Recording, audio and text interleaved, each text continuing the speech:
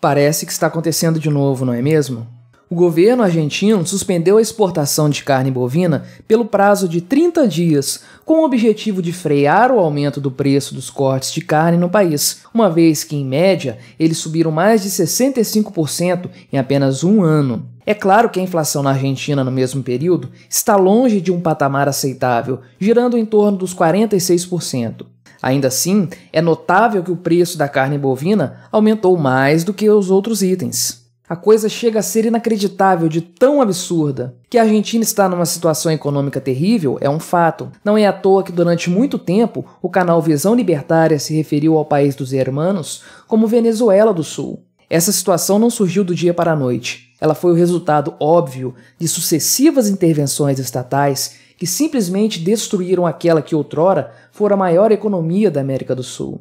É claro que no mundo todo, políticos fizeram toda sorte de trapalhadas no ano passado, sob o pretexto de combater a crise que você sabe bem qual é. Acontece que as medidas tomadas por Alberto Fernandes, o poste da Cristina Kirchner e toda sua trupe econômica conseguem ser ainda piores. Já no início do ano passado, o governo começou a despejar dinheiro na economia a fim de estimular a atividade econômica. É aquela velha história. O governo cria um problema para logo em seguida apresentar uma solução que vai apenas aprofundar o problema original. Depois disso, o governo Fernandes, que foi muito louvado pela mídia brasileira no início do combate à atual crise, que você sabe qual é, decidiu realizar toda sorte de interferências na economia do país, passando pela suspensão do corte do fornecimento de serviços como água e luz em caso de falta de pagamento, pela proibição das demissões e reduções de contrato de trabalho, além do famigerado e desastroso controle cambial, que levou a uma imensa escassez de produtos nos supermercados argentinos. O resultado não poderia ser outro. Quase metade da população do país se encontra atualmente em estado de pobreza. Como é bom ter presidente, não é mesmo? Agora, como que para acabar de destruir de vez o que restou da economia argentina, o poste da Cristina Kirchner resolveu atacar o setor econômico que mais enriqueceu o país no início do século passado, a exportação de carne bovina, que foi a quarta maior do mundo em 2019. Não é sem motivo que os produtores argentinos resolveram reagir a tal medida, paralisando por uma semana a comercialização de seus produtos. Não dá para esperar uma atitude diferente de pessoas que estão sendo constantemente lesadas pelo Estado, especialmente neste delicado período em que vivemos. Os produtores argentinos estão sofrendo com restrições trabalhistas, limitações no câmbio do dólar, inflação desenfreada e toda sorte de intervenções estatais. Ninguém aguenta uma situação dessas tanto tempo sem reagir. Essa é apenas mais uma prova de que o governo cria problemas apenas para apresentar novas soluções que criarão ainda mais problemas, o que no longo prazo tornará toda a situação completamente insustentável. Quanto mais o problema se aprofunda, mais absurda é a solução apresentada. E o resultado inevitável disso é o aumento expressivo do Estado, que lança seus tentáculos predatórios sobre as liberdades individuais, fazendo com que toda a sociedade nesse processo se torne mais pobre. Como a situação em questão, ou seja, o preço da carne bovina, chegou ao patamar atual? Não foi por maldade ou crueldade dos produtores. No mercado competitivo como esse, não existe lucro exorbitante, uma vez que só é possível aumentar os lucros em tais cenários com aumento do preço ou com corte de custos. Uma vez que a primeira opção desestimula os clientes e a segunda opção costuma impactar na qualidade do produto, o que resta aos produtores é espremer as margens de lucro até um patamar aceitável, que faça com que a operação seja viável e ao mesmo tempo competitiva. O que aumentou o preço da carne, assim como de todos os outros produtos na Argentina, foi a terrível deterioração econômica que já vinha acontecendo há vários anos, mas que escalou de uma forma inimaginável no atual governo. As sucessivas intervenções na economia criam problemas de toda sorte, incluindo encarecimento de insumos, redução no faturamento, incertezas quanto ao futuro econômico e etc. Não há alternativa para o produtor senão repassar os custos para o preço final do produto. Se os produtores preferem exportar a carne bovina, é porque, de alguma forma, o preço no exterior está mais atraente do que dentro da própria Argentina. Vender para outros países é uma forma de manter sua operação viável. Porém, o que o senhor Alberto Fernandes resolveu fazer? Impedir que os produtores vendam para os compradores que pagam mais caro por seus produtos. O caudilho argentino afirmou: "O tema da carne saiu de controle. O preço sobe mês a mês sem justificativa. Temos que colocar ordem. Ora, quem deveria controlar o preço no mercado? O Estado? E como assim o preço sobe sem nenhuma justificativa? Não é justamente você, senhor Poste da Kirchner, que está causando toda essa situação? Por fim, é claro, Alberto Fernandes sinaliza sobre a necessidade de se colocar ordem, ou seja, mais intervenção estatal. O resultado inevitável disso é que os argentinos continuarão sem carne bovina e os produtores correrão sério risco de irem à falência. Sem a possibilidade de exportação, os produtores precisarão vender para o mercado interno por um preço mais baixo. Afinal, se os argentinos oferecessem preços melhores, seria mais vantajoso vender para eles do que exportar a carne. Além disso, com toda a produção agora concentrada no mercado interno, a oferta vai aumentar e os preços serão naturalmente forçados para baixo.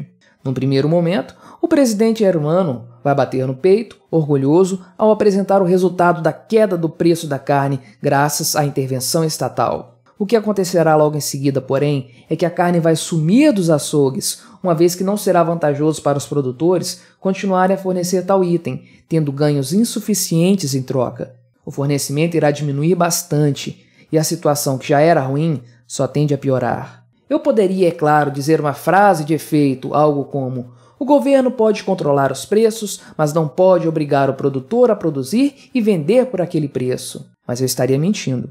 Afinal, no mês passado, o presidente argentino ordenou que os fabricantes de carro operassem em capacidade máxima com ou sem demanda. A situação é caótica ao extremo, mas não pense você que esse é o único caso do tipo na história mundial. Aqui no Brasil mesmo, tivemos algo parecido em 1986, quando José Sarney era presidente da República. O nobre bigodudo, imortal da Academia Brasileira de Letras, na esteira do seu fracassado Plano Cruzado, estipulou um tabelamento de preços que, claro, fez desaparecer das prateleiras toda sorte de produtos. Os produtores de carne bovina, para ficarmos no tema do presente vídeo, se recusavam a vender carne pelo preço estipulado pela famigerada tabela da SUNAB, a Superintendência Nacional do Abastecimento. A situação foi tão ridícula que o governo chegou ao absurdo de enviar a Polícia Federal para prender o gado no pasto. Por fim, Sarney teve que aceitar sua derrota e decretou o fim do tabelamento dos preços. Tal como no caso brasileiro, o atual caso argentino é um fruto direto da intervenção estatal na economia. O governo cria a crise e depois patina, tentando gerar soluções as mais patéticas possíveis. Pois bem, como não basta criticar, precisamos responder a uma importante pergunta. O que deveria então ser feito? A resposta mais óbvia é dizer que não deveria ser feito nada. Em primeiro lugar, o governo não deveria intervir na economia. Do ponto de vista ético, a interferência do Estado é inaceitável, pois é violenta, uma vez que obriga partes que, de forma voluntária, fariam trocas entre si, a aceitarem os termos impostos por meio de coerção. Já descendo um degrau e falando do ponto de vista utilitário, é fato que qualquer distorção na economia leva a uma má alocação de recursos, a investimentos equivocados e ao desperdício, o que, inevitavelmente, causará destruição de riqueza e arrastará milhares ou milhões de pessoas para a pobreza. Agora, porém, que o estrago já está feito, também podemos responder à pergunta de qual é a solução real para o problema. E a resposta é simples: o Estado deve parar de intervir na economia para que ela se corrija sozinha.